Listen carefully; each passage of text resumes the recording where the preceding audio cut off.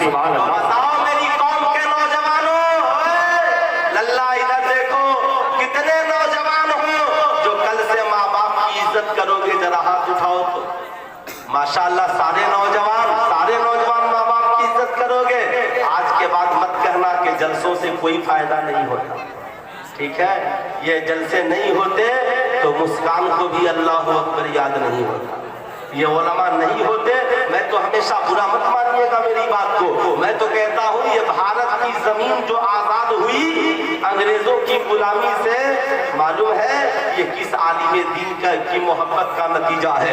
बिहार के बहुत बड़े आलिम दीन मखदूम बिहारी के खानदान से हजरत अल्लामा मजहरुल हक साहब किबला अली रहमा और रिजवान, जिनका मजार सिवान में मौजूद है।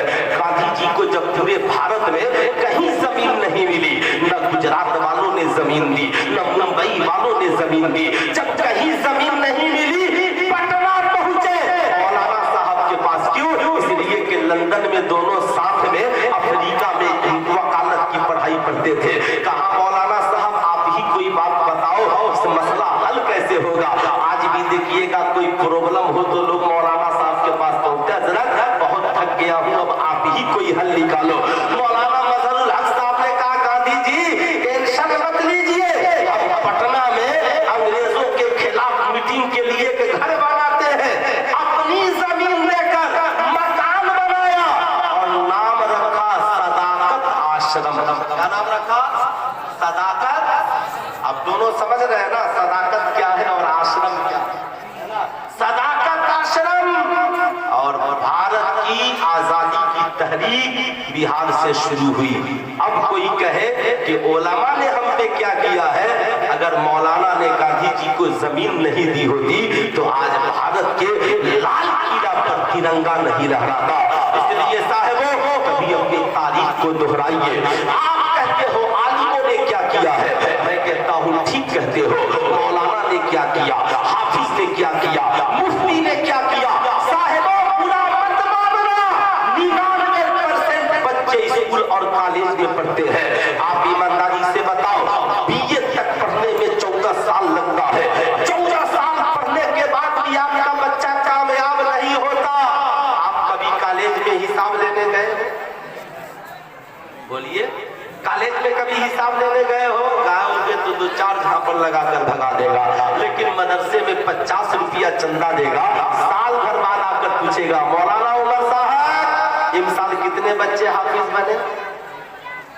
अगर हजरत ने कह दिया कोई नहीं, कहा आप तो खाली खा ही रहे हैं और सो रहे हैं, किसी बच्चे को हाफिज नहीं बना रहे हैं। कसम खुदा की मेरी कौम के लोगों, जहां तुझे हिसाब लेना चाहिए था, आज तक कभी तूने कॉलेज वालों से हिसाब मांगा? आज तक कभी तुमने स्कूल वालों से हिसाब का मुतालबा किया? पूछा कि मैट्रिक तक मेरा बच्चा पढ़ा कामयाब क्यों नहीं हुआ, इंटर तक मेरा बेटा पढ़ा कामयाब क्यों नहीं हुआ? कसम खुदा की 99% स्कूल कॉलेज के बच्चे डॉक्टर, इंजीनियर, प्रोफेसर बनते हैं, मगर आज तक किसी डॉक्टर ने तुम्हारे बच्चे को फ्री में डॉक्टर बनाया है? आज तक किसी प्रोफेसर ने तुम्हारे बच्चे को फ्री में प्रोफेसर बनाया है? आज तक किसी इंजीनियर ने तुम्हारे बच्चे को फ्री में इंजीनियर बनाया है? मगर आपकी बस्ती का एक गरीब बच्चा मदरसा नूरुल उलूम में हाफिज़े कुरान बनकर निकला है, तो सैकड़ों बच्चों को फ्री में हाफिज़े कुरान बना दिया है, आलिम दीन बना दिया है। सुल्तान रज़ा पूछना चाहता है, बताओ कौम के लिए कौन मर रहा है? कौम के लिए कौन मर रहा है? मैं ये नहीं कहता कि डॉक्टर मत बनो, नहीं बनोगे इलाज कौन करेगा? इंजीनियर नहीं बनोगे मस्जिदों का नक्शा कौन बनाएगा? तुम वकील नहीं बनोगे, हमारे मुकद्दमात को जालिमों के सामने कौन लड़ेगा? मगर कुछ खुलूस भी जरूरी है, कुछ वफा भी जरूरी है। गैरों से कहा तुमने, गैरों से सुना तुमने, अरे कुछ हमसे कहा होता, कुछ हमसे सुना होता। दिल के फफोले जल उठे सीने के दाग से, वो आग लग गई घर के चिराग से। इस्लाम के मुकद्दस शहजादों गौर से सुनना, जिंदगी में आज ईमानदारी से बताओ, आला हजरत ने लिखा अहकामे शरीयत उठाइए, मज़ार शरीफ पर कपड़े की एक चादर चढ़ाइए। कितनी चादर? उंगली उठाकर बोलिए कितनी चादर? जब तक बदलने के लायक नहीं हो जाए दूसरी चादर की जरूरत। अरे बोलिए दूसरी चादर की जरूरत, दूसरी चादर की जरूरत। ऐसी ही वोटर आईडी कार्ड नहीं बने तस्वीर ले लीजिए, आधार कार्ड नहीं बने तस्वीर ले लीजिए। अब इतना सेल्फी मैन मत बन जाइए कि मस्जिद नबी में भी सजदा कीजिए तो सेल्फी लेकर फेसबुक पर आ जाए। वरना डॉक्टर इकबाल का शेर याद रखिए, तुम सईद भी हो, मिर्जा भी हो, अफगान भी हो, सच बताओ कि क्या तुम मुसलमान भी हो। ज़बाने पढ़ भी लिया ला इलाहा तो क्या हासिल, दिलो निगाह मुसलमान नहीं तो कुछ भी नहीं। मैं ये अर्ज कर रहा था एक चादर चढ़ाओ, लेकिन आज साहब उर्स के मौके से एक चादर नहीं 1 लाख चादरें चढ़ती है। अब वहीं पे गरीब नवाज के नाम से भारत में करोड़ों मदरसे चल रहे हैं। आपने गरीब नवाज के नाम पर कितना चंदा दिया? आला हजरत के नाम पर करोड़ों मदरसे चल रहे हैं। आपने आला हजरत के नाम पे कितना चंदा दिया? महबूब अशरफ के नाम पर लाखों मदरसे चल रहे हैं। आपने उनके नाम पर कितना चंदा दिया? सुल्तान रज़ा का एक पैगाम सुनो, सुनो मिन्नत मानने वालों, 500 की चादरें महबूब इलाही की बारगाह में लेकर जाते हो, 50 रुपए की फूलों की चादर महबूब इलाही की तुरबत पर चढ़ाओ और 450 रुपए बचाकर मदरसा नूरुल उलूम में मौलाना उमर साहब के पास लाओ और आकर बोलो हुजूर 50 रुपए की चादर चढ़ा दी फूलों की, ये 450 रुपए महबूब इलाही के नाम पर लीजिए। किसी गरीब बच्चे के लिए कॉपी खरीद दीजिए, किसी गरीब तालिबे इल्म के लिए कलम खरीद दीजिए, किसी गरीब तालिबे इल्म के लिए किताब खरीद दीजिए। कसम से मैं कह रहा हूँ जितनी तुम्हारी चादर से महबूब इलाही खुश नहीं होंगे, उससे कहीं ज्यादा उनके नाम पर इस्लाम की तालीम से महबूब इलाही खुश हो जाए। सुभान अल्लाह, सुभान अल्लाह। बोलिए इंशाअल्लाह अमल होगा। अरे बोलिए इंशाअल्लाह अमल होगा। हाथ उठाइए इंशाअल्लाह अमल होगा। साफ जाहिर सी बात है, कोई उर्स वाला मेरी तकरीर सुनेगा तो बुलाएगा, कहेगा इस मौलवी को उर्स में बुलाओगे, सारा धंधा चौपट हो जाएगा। अल्लाह का करम, लेकिन हम रजा वाले हैं। मेरे इमाम ने हमें ये बतलाया है, एक तरफ है हासिदी, एक तरफ आदाएदी और एक तरफ है हासिदी। बंदा है तन्हा शाह, तुम पे करोड़ों दुरूद। कसम खुदा की हम रजा वाले हैं, 36 इंच ही नहीं मुकम्मल चौड़ा करके रहते हैं। शर्त ये है हमारी जिंदगी में वफा हो, हमारी जिंदगी में वफा शारी हो। गौर से सुनिएगा, जो दूसरा सुल्तान रज़ा का पैगाम है, मैं ये नहीं कहता मज़ारों पे मत जाओ, जाओ खूब जाओ, मज़ारों पर चादरें लेकर जाने वालों, जाओ तो फूलों की चादरें लेकर जाओ और लौटो तो बुजुर्गों के किरदार की चादर अपने सरों पे ओढ़ कर, सुभान अल्लाह, सरों पे ओढ़ करके आओ। अल्लाह अल्लाह मेराज की शब है, कौनैन के ताजदार है। साहब हजरत अल्लामा अब्दुल मुस्तफा आज़मी ने अपनी किताब सीरत मुस्तफा में भी इसे नकल किया। क्या लिखते हैं? अल्लाह के मुकद्दस नबी है, सिदरा के मकीन रूहुल अमीन, हजरत जिब्रील अमीन के हाथ में एक नूरी तश्त है। नूरी तश्त में 2 प्याला है, एक प्याले में दूध है और एक प्याले में शराब है। और से सुनिएगा, आका के सामने जिब्रील अमीन लेकर हाजिर हुए, अर्ज करते हैं या रसूल अल्लाह, या रसूल अल्लाह, ये आपके लिए है। ए महबूब, आप चाहे तो दूध पिए, आप चाहे तो शराब पिए, आका कोई पाबंदी नहीं। नबी किसका मेहमान बनकर गए हैं? खुदा का। जरा दोनों हाथों को उठाकर बोल दीजिए, किसका मेहमान बनकर गए? खुदा का।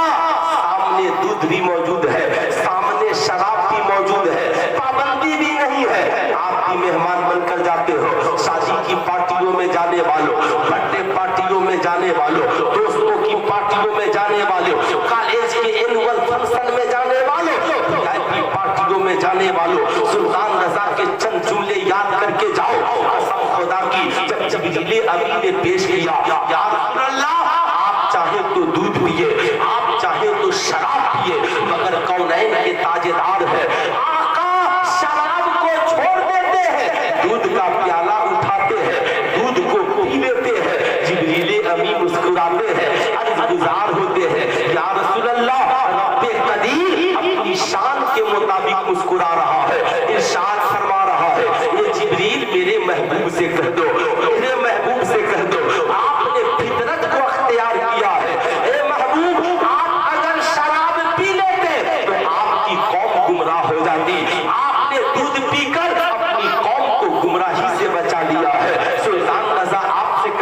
चाहेगा।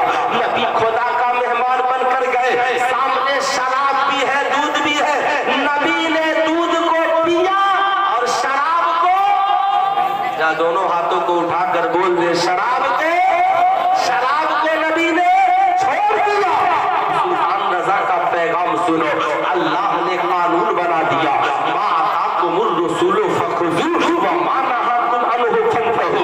हुजूर जो दे उसे ले लो, हुजूर जिससे रोके उससे रुक जाओ। ए मेरी कौम के नौजवानों, आज के बाद तुम शादी की पार्टियों में जाओगे, तेरा साथी तुझसे कहेगा मेरी शादी है, बड़ी वीआईपी पार्टी है, ये शराब की बोतलें हैं, ये चरस है, अफीम है, गांजा है, ये स्मोकिंग है। आज हमारी नई नस्ल के नौजवान चरस पीते नजर आ रहे हैं, स्मोकिंग करते नजर आ रहे हैं, जुआ खेलते नजर आ रहे हैं, शराब के नशे में धुत नजर आ रहे हैं।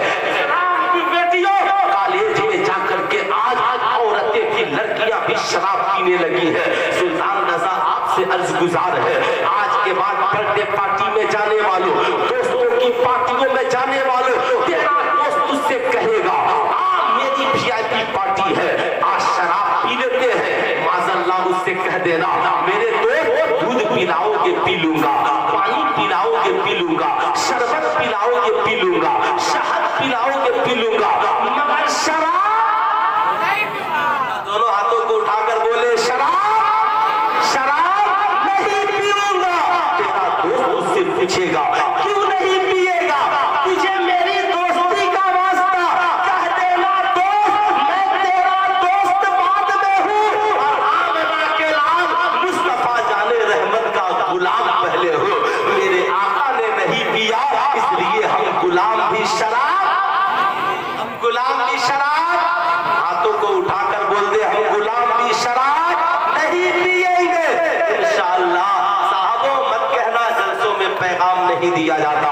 सुल्तान रजा बताना चाहेगा, तेरा दोस्त उससे कहेगा थोड़ी सी पी ले क्या हो जाता है, कह देना थोड़ी पीऊं या ज्यादा पीऊं। मेरे नबी ने फरमाया शराब तमाम बुराइयों की जड़ है। क्या आपको पता नहीं है भारत में 1.5 लाख मुस्लिम औरतों ने इसलिए तलाकें ली कि उनके शौहर शराबी थे, शराब पीने वाले थे। इस्लाम के मुकद्दस शहजादों, मुझे पता नहीं है, नबी ने फरमाया शराब तमाम बुराइयों की जड़ है, शराब इंसान के अक्ल को खत्म कर देती है। इसलिए साहिबों कभी शराब के करीब न जाना। शराबी भूल जाता है बाप कौन है, बेटा कौन है, माँ कौन है, बीवी कौन है, बहन कौन है, बेटी कौन है, एक शराबी भूल जाता है। देखा होगा आपने, साहब दिल्ली की सड़कों पे लिखा रहता है गाड़ी शराब पीकर गाड़ी चलाना मना है। मैं पूछना चाहता हूँ नौजवानों, क्यों शराब पीकर गाड़ी चलाना क्यों मना है? तो प्रशासन कहती है, भारत का कानून कहता है अगर गाड़ी चलाने वाला शराब पिएगा तो गाड़ी में बैठने वालों की जान को खतरा है। इसलिए कि शराबी नियंत्रण खो देगा, गाड़ी एक्सीडेंट कर जाएगी, गाड़ी में बैठने वालों की जान चली जाएगी। अब मुझे मदरसा नूरुल उलूम की तरफ से पैगाम देने दो कि जब गाड़ी चलाने वाला शराबी हो तो गाड़ी में बैठने वालों की जान जाएगी। ऐसे ही घर चलाने वाला शराबी बन जाए, घर चलाने वालों की जान चली जाएगी। और जब घर चलाने वाला शराबी हो तो घर में रहने वालों की जान जाएगी। और मुल्क चलाने वाला ही शराबी हो तो फिर मुल्क में रहने वालों की जान कैसे महफूज होगी? इसलिए इस्लाम के मुकद्दस शहजादों, आज बहुत अफसोस के साथ कहना पड़ रहा है, मेरे दोस्तों याद रखिएगा, कभी तुम कैसे हो, दिन भर कमाते हो और शाम को शराब की बोतल खरीदते हो, भूल जाते हो जिस माँ ने जन्म दिया वो माँ क्या खाएगी।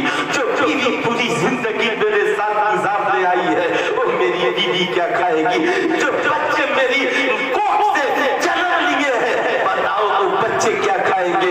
तुम भूल गए खुदारा बच्चों की मुस्तकबिल के लिए, बीवियों की जिंदगी के लिए, माँ बाप की खिदमत के लिए कमाना तो शराब की बोतलों में न उड़ाना, कमाना तो बच्चों को अच्छी तालीम देना, माँ बाप की अच्छी खिदमत करना, बीवियों को अच्छा लिबास पहनाना, मज़हब इस्लाम की खिदमत के लिए अपनी दौलत को कुर्बान करना।